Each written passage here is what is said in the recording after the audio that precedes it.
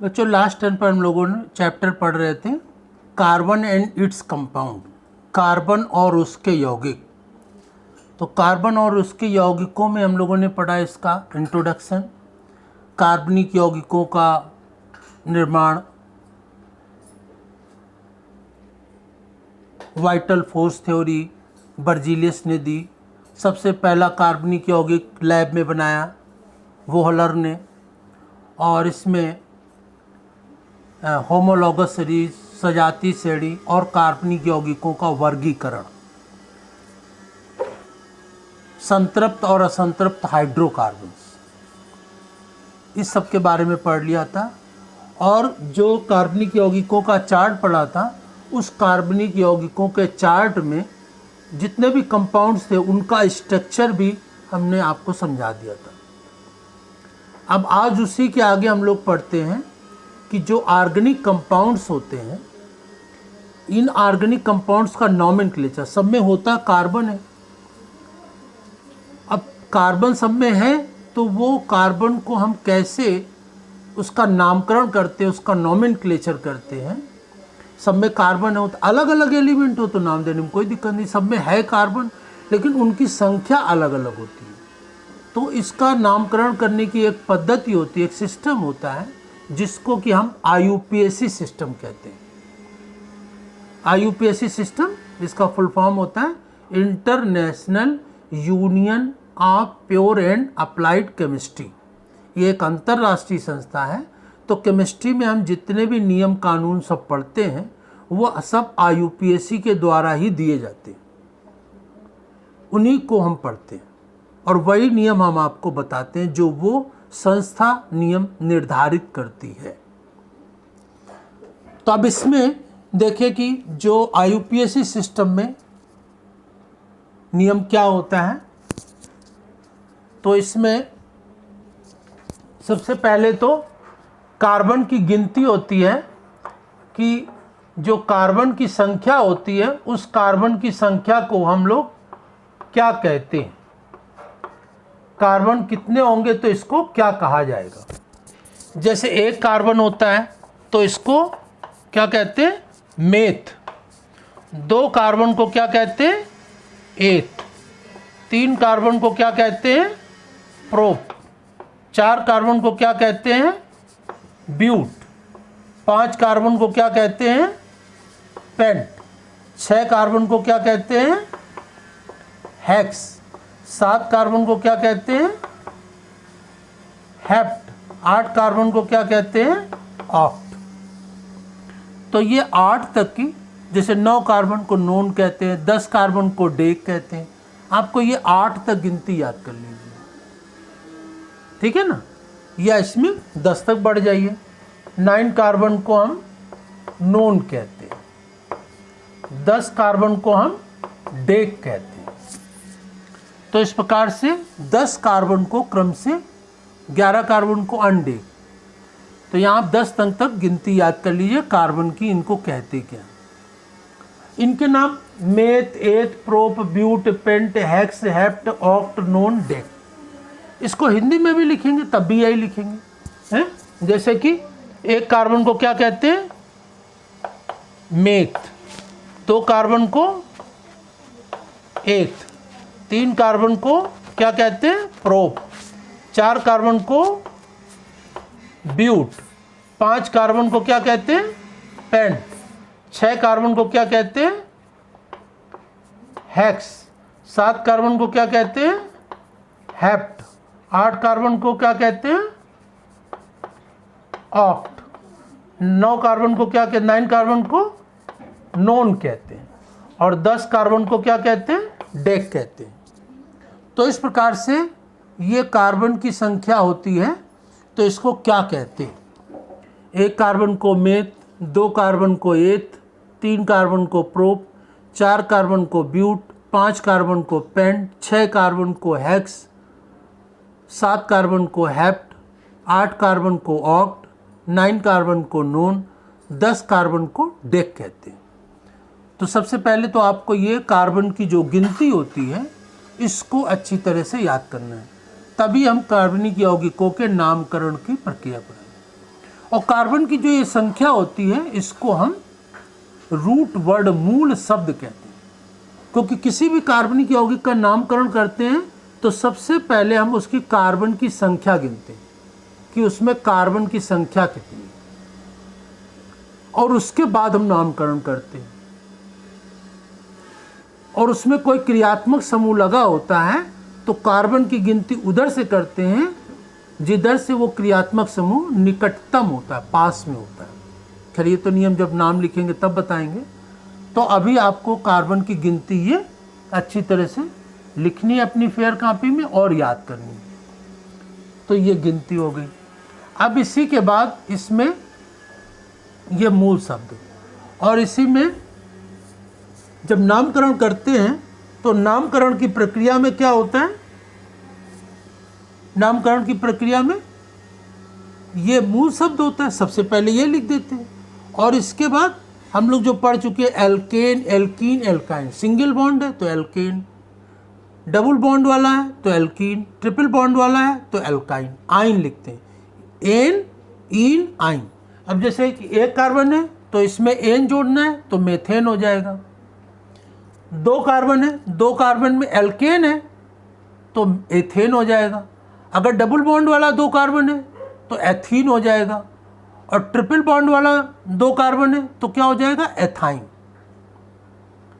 तो तीन कार्बन में अगर जो तीन कार्बन है एक साथ जुड़े, सिंगल बॉन्ड से जुड़े हैं तो प्रोपेन। अगर तीन कार्बन में डबल बॉन्ड है तो प्रोपीन हो जाएगा। और अगर इसमें तीन बॉन्ड लगे हैं, तीन कार्बन है और उसमें किसी कहीं पर भी तीन बॉन्ड लगे हैं तो क्या हो जाएगा, प्रोपाइन। तो इस प्रकार से पहले रूट वर्ड मेथ, एथ, प्रो, ब्यूट ये, और फिर उसका जो एन लगाना है कि इन लगाना है कि आइन लगाना है। सिंगल बॉन्ड में एन, डबल बॉन्ड में इन और ट्रिपल बॉन्ड में आइन लगता है। तो इस प्रकार से इसको आपको नोट करना है और याद करना है।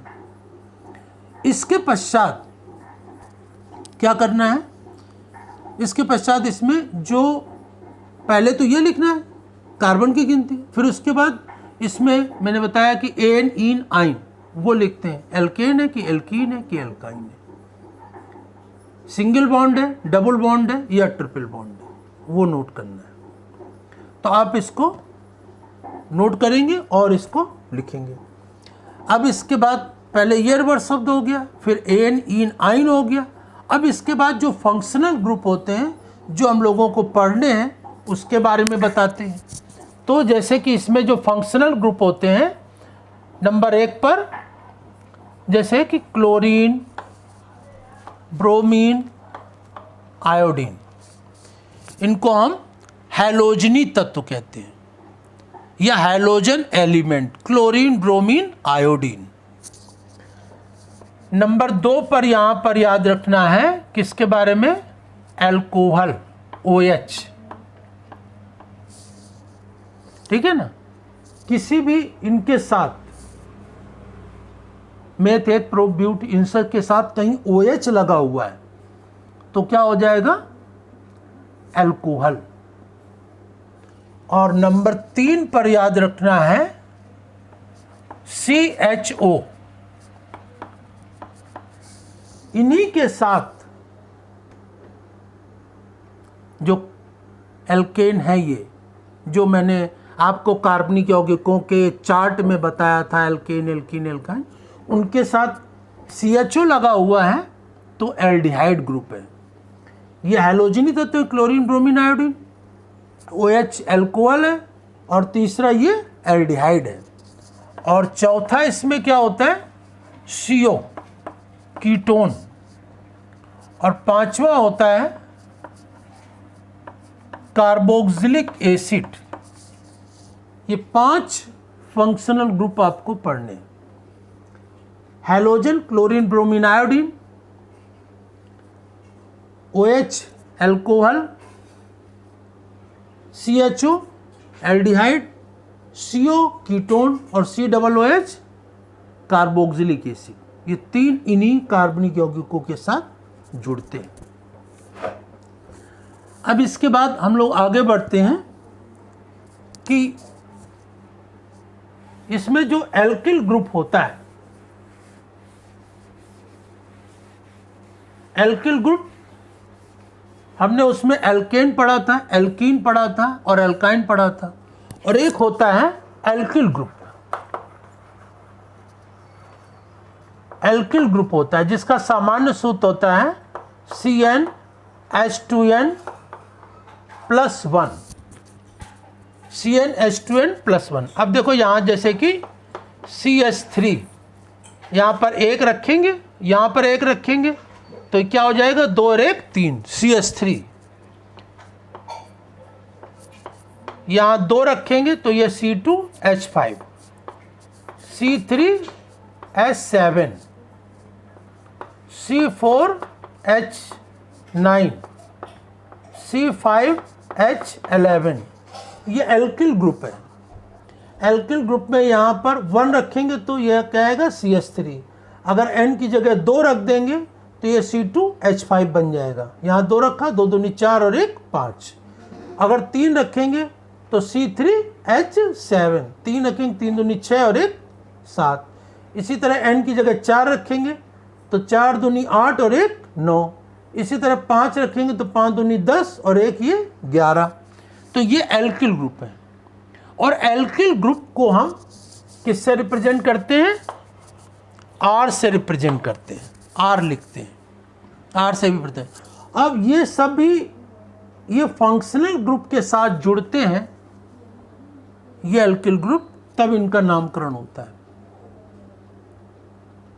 ठीक है ना, ये एल्किल ग्रुप है, इनके साथ ये फंक्शनल ग्रुप जुड़ेंगे तो इनके नामकरण की प्रक्रिया संपन्न होगी। अब इनको हम एक एक करके पढ़ते हैं। अब जैसे कि इसका नाम यहाँ पर वैसे क्या बोला जाएगा, CH3 को क्या बोलेंगे, मेथिल। ये क्या होगा, एथिल। ये क्या होगा, प्रोपिल। ये क्या होगा, ब्यूटिल। ये क्या होगा, पेंटिल। ऐसे बोला जाता है। लेकिन जब इसका IUPAC में नाम लिखेंगे, इसको इससे एक फंक्शनल ग्रुप के साथ जोड़ेंगे, तब इनको एन के रूप में लिखा जाएगा, एन ही लगाएंगे। तो जैसे एक कार्बन तो इसको मेथेन कहेंगे। अगर डबल बॉन्ड कहीं लग गया है तो इन लगा दिया जाएगा, मेथीन हो जाएगा। या C2H5 है, सिंगल बॉन्ड लगा है तो एथेन। डबल बॉन्ड कहीं हो गया तो एथीन, ट्रिपल बॉन्ड हो गया तो एथाइन, और साथ में इसका नाम फंक्शनल ग्रुप का भी इसी में जुड़ेगा।